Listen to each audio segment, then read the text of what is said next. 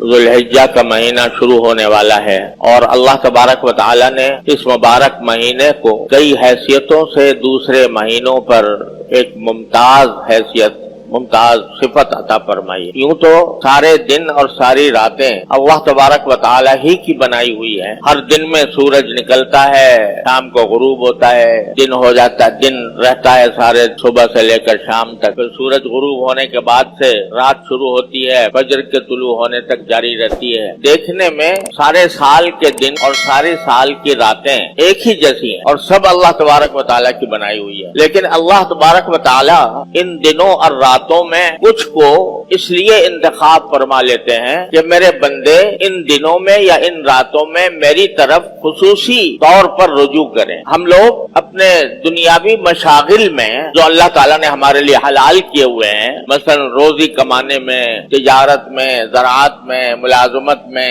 اپنے اوقات صرف کرتے رہتے ہیں۔ اللہ نے ان کی اجازت بھی دی ہے اور اگر نیک نیتی سے کریں تو انشاءاللہ وہ بذات خود ثواب کے کام ہیں، لیکن ان کاموں میں زیادہ سے زیادہ منہمک ہو کر اور زیادہ مشغول ہو کر بعض اوقات ہم اللہ جل جلالہ کی محبت، اللہ جل جلالہ کی طاعت یا عبادت، براہ راست عبادت، اس کو فراموش کرنے لگے۔ اللہ تعالیٰ کی یاد، اس کا ذکر، اس کی تمنا، اس کی محبت، ان جذبات میں ان مشغولیتوں کی وجہ سے کمی آنے لگتی۔ تو اللہ تبارک و تعالیٰ ہمیں اس غفلت سے نکالنے کے لیے اور اپنی طرف بلانے کے لیے، متوجہ کرنے کے لیے، اپنے سے رجوع کرانے کے لیے کچھ دنوں اور راتوں کو کہہ دیتے ہیں کہ یہ میری ہیں، یہ دن میرے ہیں، یہ راتیں میری ہیں، یہ مہینہ میرا ہے، یہ عشرہ میرا ہے، اپنی طرف منسوب فرما دیتے۔ اب رمضان کا مہینہ دیکھیے، مثلا وہی دن ہے، وہی راتیں ہیں، وہی سورج نکلتا ہے، وہی غروب ہوتا ہے، لیکن اللہ تبارک و تعالیٰ نے فرمایا یہ میرا مہینہ ہے، اپنی طرف اس کی نسبت فرما دی تو اس کی شان کہیں سے کہیں پہنچ، اس کی برکات کہیں سے کہیں پہنچ گئی۔ جیسے اللہ تبارک و تعالیٰ کعبہ شریف کو دیکھو، دیکھنے میں تو وہی پتھروں کی عمارت ہے اور عام گھروں کی طرح ہے، بلکہ عام گھروں میں پلاسٹر ہوتا ہے، اس پر پلاسٹر بھی نہیں ہے، عام گھروں میں روغن ہوتا ہے، اس پر روغن بھی نہیں ہے، لیکن اس گھر کو یہ کہہ دیا میرا گھر ہے، اپنی طرف اس کی نسبت قائم فرما دی تو اس کی شان، اس کا جلال، اس کا جمال، اس کی طرف انسانوں کی محبت اور ان کی طرف قلوب کا میلان ایسا زبردست ہے کہ جیسے مقناطیس لگا ہوا ہے ساری دنیا سے انسانوں کو۔ ایسے ہی اللہ تبارک و تعالی مختلف دنوں کو اور مختلف راتوں کو کچھ اپنی طرف منسوب فرما کر ان کو خصوصی فضیلت عطا فرما۔ تو اب جو ذوالحجہ کا مہینہ آ رہا ہے، یہ بھی انہی مہینوں میں سے ہے یا انہی ایام میں سے ہے جن کو اللہ جل جلالہ نے اپنی طرف منسوب فرما کر جو دنیاوی مشغلوں میں الجھے ہوئے ہیں، منہمک ہیں، وہ ذرا لوٹ کر تھوڑے عرصے کے لیے اللہ تبارک و تعالیٰ کے ذکر میں، اس کی یاد میں، اس کی محبت میں، اس کی طاعت میں اپنے آپ کو مشغول کریں۔ ایسا یہ ذوالحجہ کا اور اس مہینے کی ایک خصوصیت یہ ہے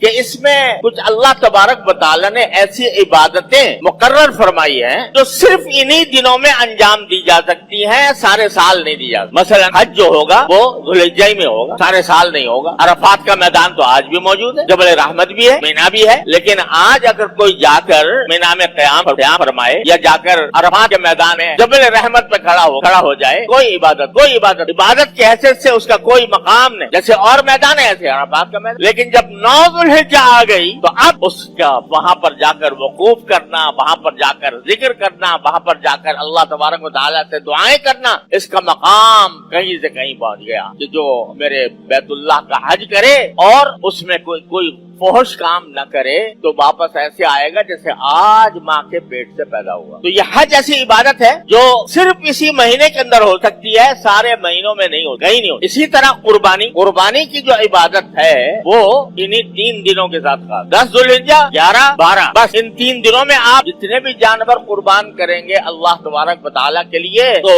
اس کے خون کے برابر گناہ معاف ہوں گے، اور ایک قربانی کا ثواب رسول کریم صلی اللہ علیہ وسلم فرماتے ہیں کہ ابھی خون جانور کا زمین پر نہیں گرا ہوتا، اس سے پہلے ہی اللہ تبارک و تعالیٰ کی بارگاہ میں پہنچ جاتا ہے۔ تو اتنی بڑی فضیلت ہے، لیکن یہ 3 دنوں میں ہے۔ باقی دنوں میں اگر کوئی آج جانور لے کر ذبح کرے، کوئی عبادت ذبح کر صدقہ بے شک کر سکتا ہے، یعنی گوشت کا صدقہ کر دے گا، صدقہ کرنے کا ثواب ملے گا، وہ کسی وقت بھی ہو سکتا ہے۔ لیکن قربانی جو نام ہے گلے پر چھری پھیرنے کا، گلے پر چھری پھیر کر جانور کو ذبح کرنے کا، یہ عبادت صرف 3 دنوں کے ساتھ مخصوص ہے، 11، 12، 13، 10، 11، 12، اس کے علاوہ نہیں۔ یہ بھی اس مہینے کی خصوصیت ہے اور مہینوں کے کے اندر کبھی بھی نہیں ہو سکتی کوئی قربانی. اور اسی طرح اللہ تبارک و تعالی نے تکبیر تشریق مقرر فرمائی. اللہ اکبر